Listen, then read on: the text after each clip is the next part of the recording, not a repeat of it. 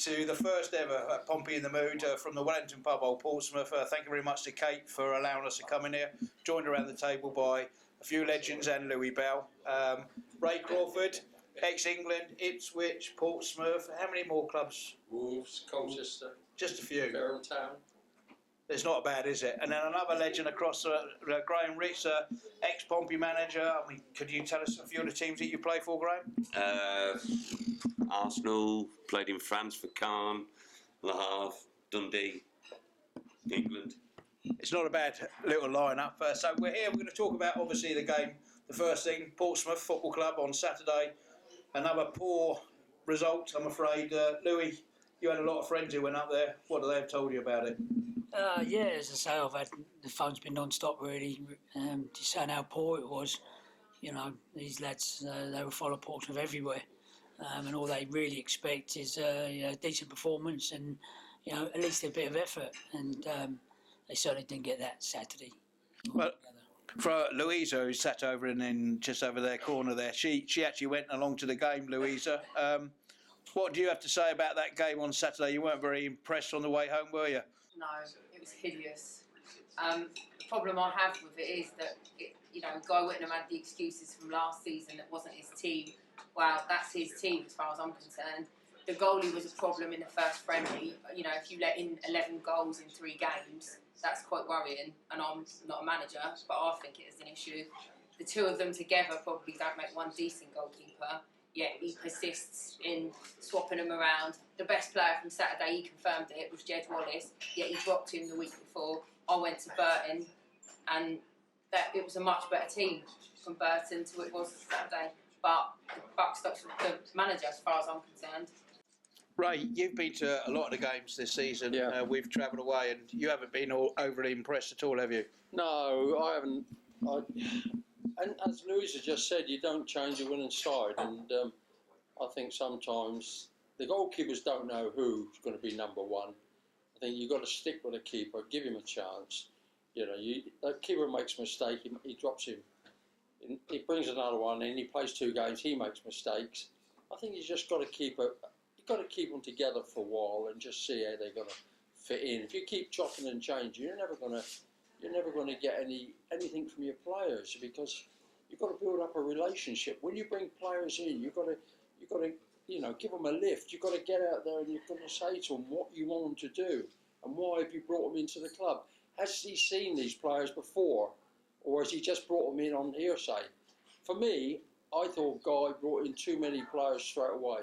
Personally, I thought he should have just had a few players in, enough for a team, then use his influence around the clubs, take one there, take them on loan.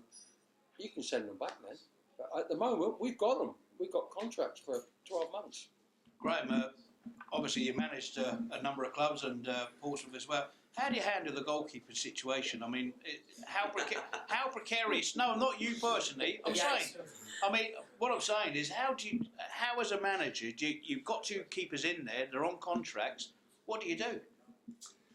Well, I think in your own mind, you need to know who your best goalkeeper is, and the one who you feel most confident about, and then you got to stick with him. You know, whether it's not only for the lad himself, but for the defenders, the back 4, they need to have a rapport between each other, and you only get that if you play week in, week out.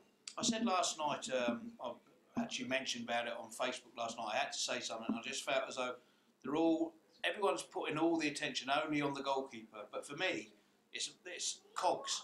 And if all the cogs aren't going the right way, then we're going to have a problem. And for me, I just don't think we're playing as a team, as a unit. Well, I think as regards keeping clean sheets, it's not just the goalkeeper's responsibility. That actually starts from the front of the pitch. The 2 strikers, are they closing people down, making it difficult? So it's difficult for the opposition to play quality balls into the feet of their, so you win together, you lose together. So defending and making a clean sheet starts from the front. It's not just one man's responsibility. Ray, you've been saying and talking about this all the way through the season. Yeah. We should start at the front. I have. And we haven't, have we? No, we haven't. And for me, it's always been a bit bitty. the whole team, you know, we've never really got a side out and said, well, I'm going to stick to that side now. I'm going to play these and let them, as Graham's just said, you need to know when you bring new players in. Nobody knows who's going to play. What does he want? Does he want the ball to feet? Does he want it behind the fullback? Is it, you know, can he chase? Is he that quick that he can get away from players, or does he need it at his feet to play? Beat somebody.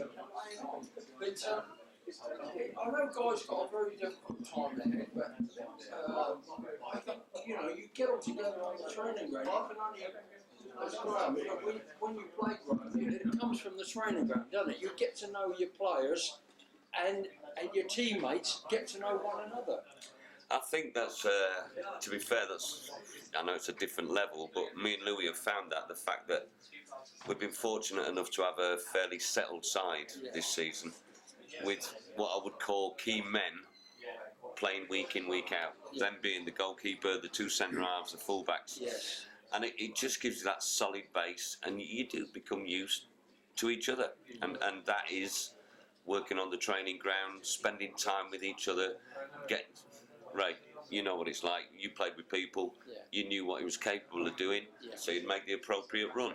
If it was a poor passer of the ball, you'd probably show to feet. If it was a clever passer of the ball, you could afford to make a run. So it's these little, my old coach in France used to call them automisms, you know, so you know it off heart, off pat, what you're going to do. So, Louis, Graham just said about your team up at Porchester, AFC Porchester, and about you've had a set of players in there that's obviously helped you out. Well, the biggest thing for us, and wherever I've been, you know, when I was coaching at sort of Portsmouth, when I was coaching at West Ham, the stability. You must have a structure and you must have stability for in your side. We've just gone sort of 10 games unbeaten, 9 wins on a spin. We've got beat Saturday, but it's all down to preparation and the stability of it. The lads know what they're going to expect. They know what's happening. We prepare them well. We prepare them right. And really, it's not rocket science. You know, at any level, professional level, amateur level, kid level, if you've got a winning side and you've got a winning team, surely you stick with that winning team. Obviously, there's suspensions, but if everyone's singing off the same hymn sheet, as the saying goes, it shouldn't be a problem. We've had a couple of players that have been suspended, a couple of players have been injured, but the players we've brought in have come in, they've done the job because they know what to expect. They know they're drilled. They know exactly what to do. Yeah. We're going to talk a little bit about non-league at the moment. We obviously thanks very much to Louis and Graham for coming down from AFC Porchester. Can you tell us a little bit about how it works up at your place? Go on, Louis. Well, I'll just say, as you know, me and Graham got the job towards the end of last season. Privileged to get it, really. Paul Kelly, the chairman. Mick Jenkins was the director of football. Glenn Bridgman, who was the manager there, who taken them through the leagues, done a terrific job. They just felt that it was sort of like time to get a change and try and push them on into the Wessex Prem. It was all new to them. So they sort of like asked me for my opinions. I said to them, you know, what I think we needed. And at the time, Graham was sort of out of work, as he still lives around the area. And as you know, I knew Graham from his time when he was my manager at Portsmouth, when I was coaching Sean Orphan with the youth team and stuff, and the young boys. So we had a meet up with Graham and met him at Fram Park actually in one of the games, and just said to him, look, you know, if you're kicking your heels, come over and have a look, and if you look a bit of coaching, and he's good to his word. He come over and he watched a couple of games, and thankfully we got him hooked. And since then, it's been phenomenal, really. The run we've been on. I know it's not the be all and end all, but the way the club's changed. Keep going, son. Graham's paying you later on. Yeah. No, it's been terrific, and to have a guy with his, you know, his knowledge, you know, and his coaching knowledge and his ability, it's just give the whole club a lift, really, and hopefully we're going in the right direction. Graham, you've been to Spain. You went out with Glenn, didn't you, for a while? I was out in Spain for about 3 years at Glen Hoddle Academy. Came back from there. We ran it from England for about a year, and then it was suspended really. And I went out to Trinidad and Tobago for 5 months, which sounds great, but it wasn't. It wasn't. And I came back, and like Louis said, I bumped into him at Fratton Park, and he said, "Look, come and have a look at Portchester." And despite living only 10 minutes away, I didn't even know it was there. And I went down, and I was so impressed with what I saw. Not only the setup, but the enthusiasm of everybody down there. And when Louis said, "Would you like to come in and help?" Only too willing to. Gets me out of the house. Washing, ironing, all that, And I've really got my teeth into it, I've got to say. And Louis and myself have tried to run it, although it's not a professional club, on a professional footing. So we demand off the players, we demand they wear the right training kit, they're there on time, little things like that, And they've responded. The boys have been magnificent, I've got to say. And it's just filtered right through to the club now. Pete Styles has been running the reserve since 1852, I think, or something like that. And he's delighted because he knows his lads are going to get a chance if they perform in the reserves. Young lads, we're going to use them in the first team. The under-18s have just started this year. They're doing really well, got some real talent in there. And the whole club, is just buzzing at the moment. Yeah, really good place to be. Good to go. I'm going to change the subject around a little bit now, and I want to talk about the Premiership. Yeah. Now, up until a few years ago, we were riding it, and we were doing what all the other clubs are doing. The one thing I've never understood, and Arsene Wenger and the people who were calling for him to be thrown out. Yeah. Now, they said, I heard some man on TalkSport yesterday. He said, I was fed up with coming fourth in the Premiership and being in the Champions League only. With no debt and a ground and the facilities, everything's right there, isn't it? But how many clubs, Graham, are sitting on that precipice that they could quite easily go and do a Portsmouth and drop? Well, I think quite a few. I think it's something like 70-odd million now to get just for being in the Premiership to get that. And the danger is you spend that 78 million on salaries, on bringing players in, because you need to stay in there. You need to stay in the Premiership to sustain what you're spending. Arsene, there's no other club makes £50 million a year profit, year in, year out. They make 50 million quid a year profit.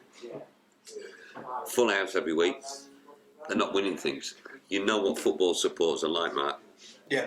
You want to be able to walk into the pub, head held high. We're the champions of England. Yeah. We've won the FA Cup. We've won the League Cup. We've done whatever we've done. So I can understand their frustration. They've gone past the stage of enjoying sitting in a beautiful stadium watching good football. Now they want some silverware. Arsene Wenger, for me, is a great manager. To do what he's done, sells players when they're just about to finish and gets a good price for them, brings in youngsters, plays them, bloods them. The football they play is fantastic. I can't believe Arsenal fans would be shouting for his head. Well, he's got the Midas touch, and Alex Ferguson was the other one for me. Because we had this conversation in the car the other week, but it's not one team he's built. It's maybe 5, several, 6, 7, 8 teams that they've built, and Arsene's done exactly the same. For me, they're the great ones. It's all through the club, isn't it? It's not only Arsene Wenger; it's the coaches behind. It's all those, because he's got this kid now that scored at the weekend.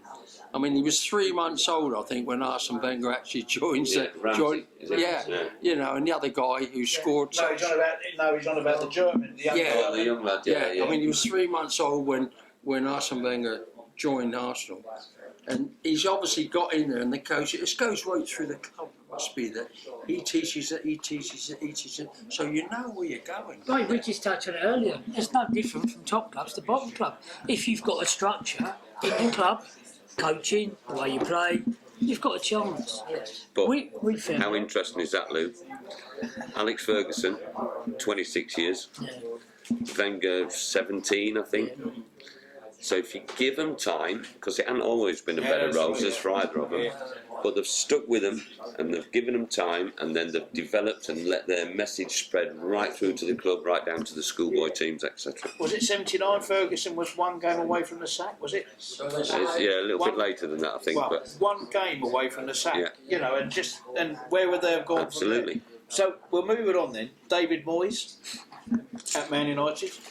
That must be the hardest shoes to step into, surely. I should think so. To go in after Sir Alex, what he's done, he must be. But he's obviously a person who wants to go up there. He wants to be the top manager in the country. So he's got to go and put himself on the line, doesn't he, Louis? I think what he's done there, instead of going in there softly and just feeling his way in, I think he's made some big decisions. The coaching staff for straight up, you know, if that had been me going in there, I would have kept the old coaching staff because they've been there so long. They know what's to be done, but he seemed to he want to do it his way. You do that nowadays, Graham, don't you? When you go in, you take your people with you. Yeah, I mean you do, and the reason you do it is because you trust them. That's why you do it, Ray. And no disrespect to the Man United lads, I'm sure they're all very honest and hard-working boys, but David Moyes obviously thought, I need these people with me.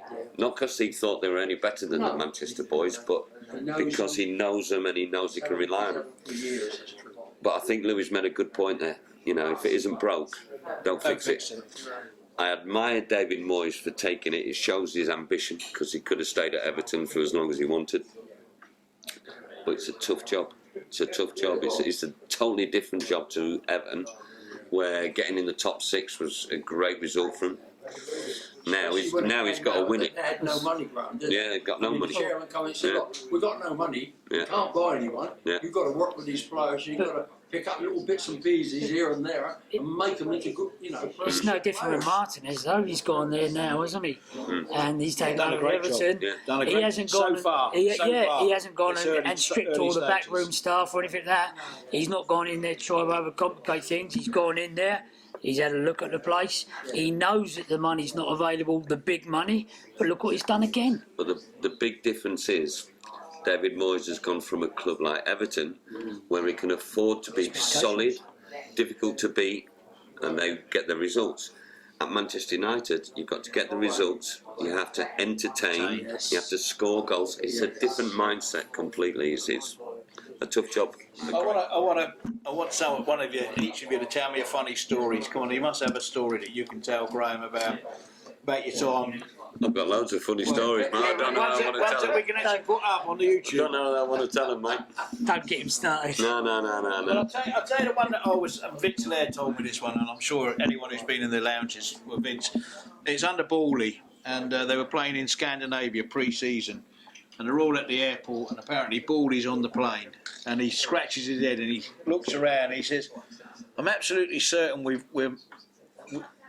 missing something. One of them looked up, he said, it won't be the 3 black players that we've got, is it? Because they want us. We had the 3 black. And Baldy said, oh dear. Vince Laird. No Blake, is it? Vince Laird, no Blake. You can guess where they were.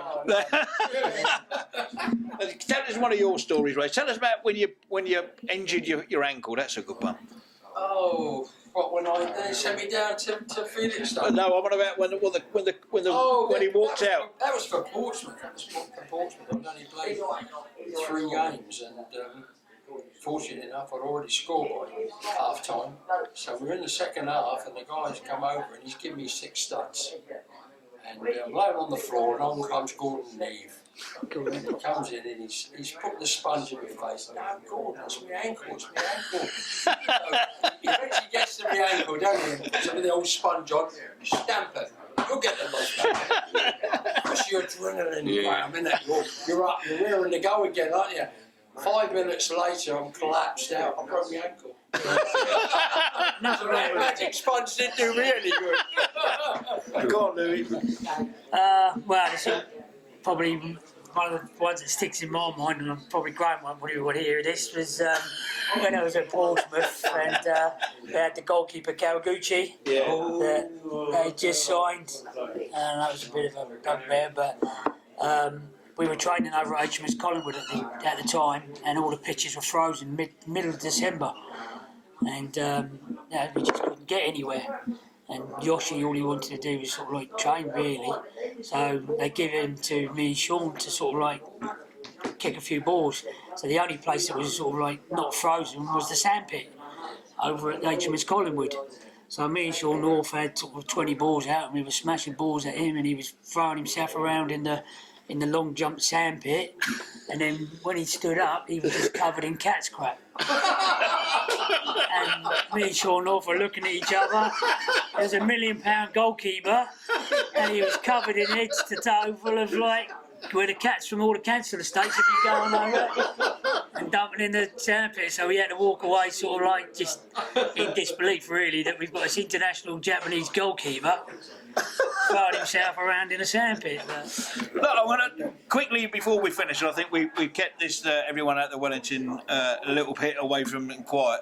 But I want to talk about diving because I'm fed up, and I thought Mourinho, of all the people in the world to come out with, he tells his players, especially the foreign ones when they come in here, that it's not acceptable.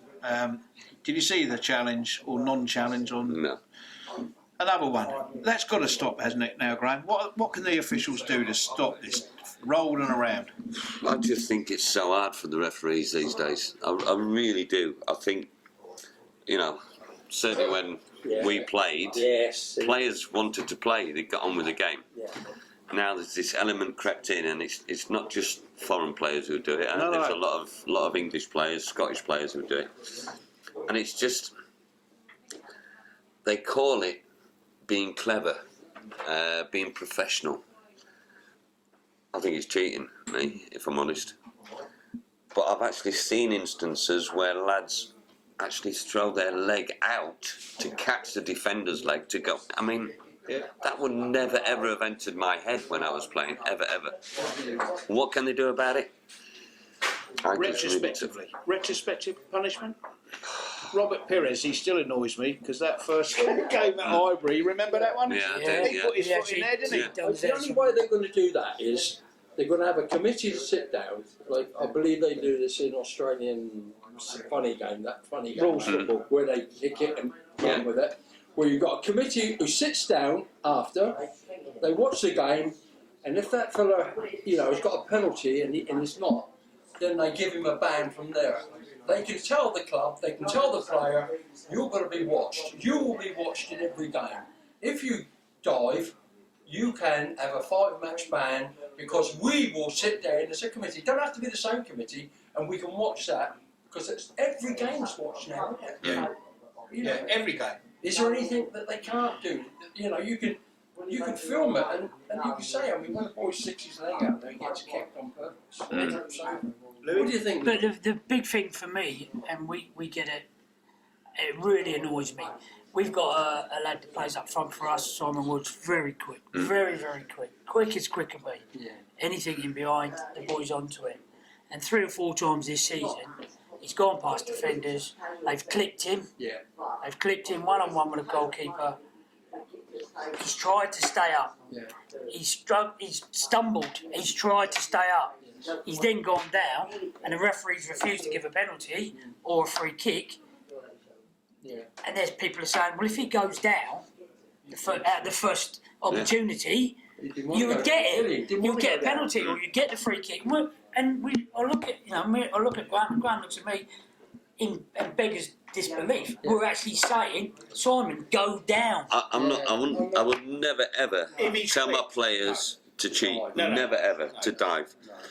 But there are situations where if you're clipped, I think a big problem is the referees don't totally understand the game. They don't understand footballers. Well, they never played it. No, they haven't. That's why the referees, most of them. Yeah. And they would understand that lad has been clipped, and he's tried his butt off to stay on his feet. Yeah. And he hasn't got it. Laws of physics. I don't know what they study, the referees, but if he tries and he falls, it's a penalty or free kick, whatever. And I don't know. It needs a mentality change from the players more than anything. So, listen, thanks ever so much for coming out tonight. We're going to come up to AFC Porchester look, I love talking football. I think we all just love talking sport and football in general. Thanks to the Wellington for letting us in here, and thanks for everybody who sat around listening. Sorry we interrupted your evenings over there, but and we'll be back. Enjoyed it. We're going to come back. We're going to film it once a week. We're going to come down. I think we'll come down here next week again, and then we'll come up to FC Porchester if that's okay. Give you 2 weeks to organise. More than welcome. And then we'll go around. So, from all of us, from these legends around me, thank you for listening and tune in again to Pompey in the Mood. Cheers now.